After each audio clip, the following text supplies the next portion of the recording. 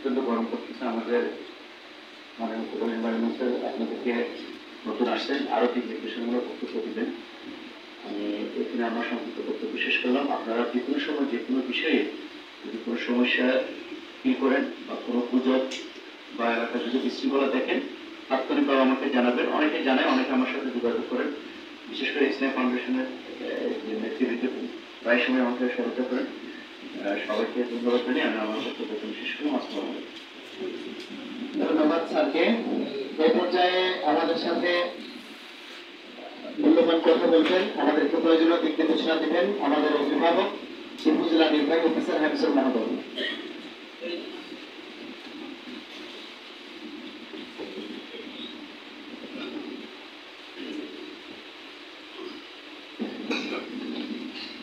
আসসালামু আলাইকুম।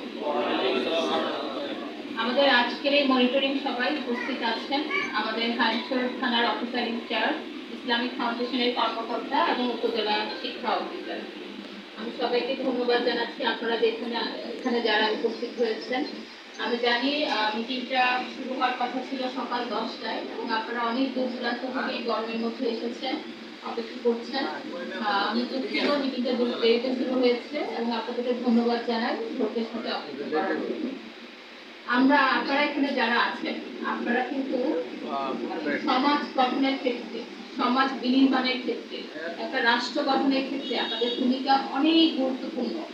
আমিও কিন্তু আপনাদের যে ছাত্রছাত্রী আছে তাদের মতোই কিন্তু ছোটবেলায় আমরা সবাই কিন্তু কোথায় পড়াশোনা করেছি, বক্তব্যে পড়াশোনা করেছি, কোরআন শিখেছি।